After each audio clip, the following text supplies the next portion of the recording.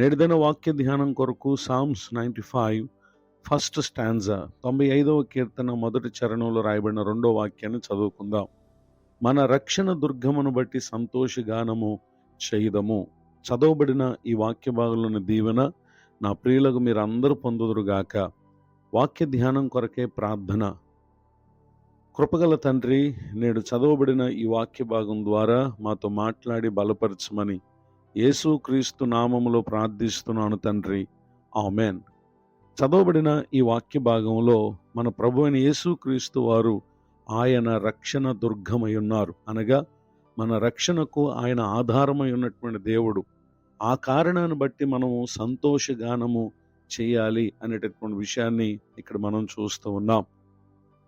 భూమి మీద పలు పరిస్థితులు మానవ జీవితాన్ని ఎంతో ప్రమాదకర భయానక పరిస్థితులలో నడిపించుచుండగా, నాడు నేడు నిరంతరము ప్రతి ఒక్కరికి మన ప్రభు అయిన యేసుక్రీస్తు వారు ఆయన రక్షణకు ఆధారమై ఉన్నటువంటి దేవుడు. పరిశుద్ధ గ్రంథంలో రాయబడినటువంటి ఒక సంఘటనను మనం పరిశీలన చేసినట్లయితే, book of Exodus chapter 14 verse 10, నిర్గమాకాండం 14వ అధ్యాయం 10వ వచనం.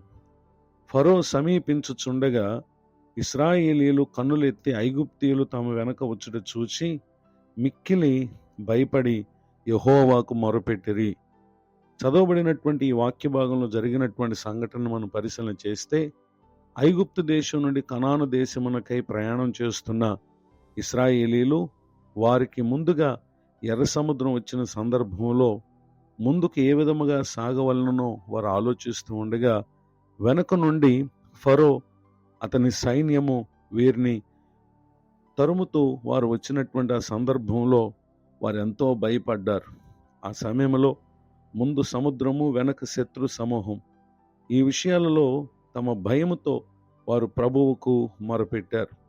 వారు చేసినటువంటి ప్రార్థన ఆలకించినటువంటి దేవుడు, ఆయన పగలు మేఘస్తంభముగాను రాత్రి అగ్నిస్తంభముగా ఉన్నటువంటి దేవుడు వారి కొరకు ఆశ్చర్యకరమైనటువంటి కార్యం చేశారు.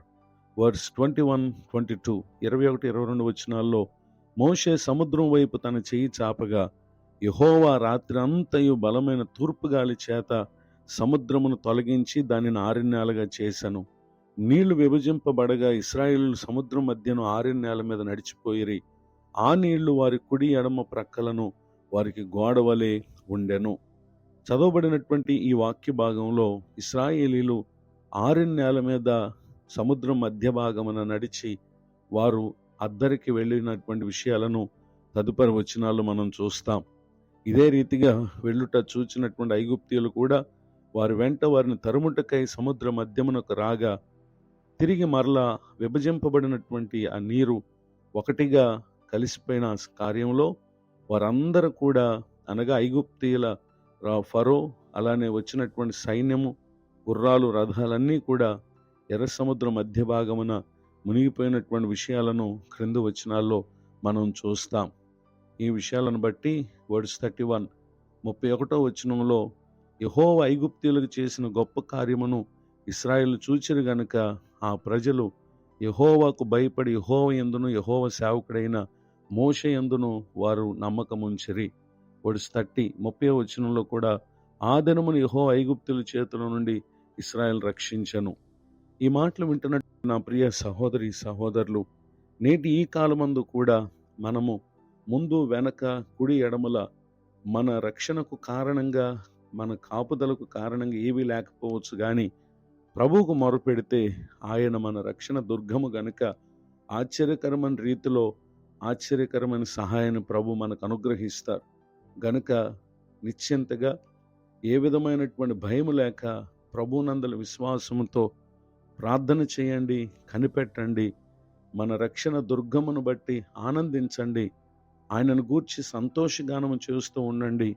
ప్రస్తుత కాలమందును రాబోతున్న కాలమందును ఆయన గొప్ప మేలులు మన కొరకు చేయబోతున్నారు. ఇటు దీవెనకు పాత్రులగుటకు పరిశుద్ధాత్మ దేవుడితోనే నడిపించునుగాక. ఆమెన్. ప్రార్థన. కృపగల తండ్రి, వందనాలు. నేడు విన్న ఈ మాటల ద్వారా మమ్మలను బలపరిచినందుకు స్తోత్రం. పరిచయలో ఉన్న సేవకులను, వారి కుటుంబములను దీవించండి. పలు ప్రయత్నాల చేత ఇబ్బందులు పాలై ఎందరైతే కృంగిన వారుగా ఉన్నారో, నిశ్చయముగా మాకు రక్షణ దుర్గముగా ఉన్న మిమ్ములను బట్టి ఎల్లప్పుడూ స్తుతించుచు మీ యొద్ద నుండి మేలులు పొందటానికి సహాయం చేయండి. నూతన సంవత్సర దయాకిరీటాన్ని పొందిన మా ప్రియులను కూడా దీవించండి. యేసుక్రీస్తు నామములో ప్రార్థిస్తున్నాను తండ్రి, ఆమెన్. తండ్రి, కుమార, పరిశుద్ధాత్మ దేవుడితోనే నడిపించునుగాక, ఆమెన్.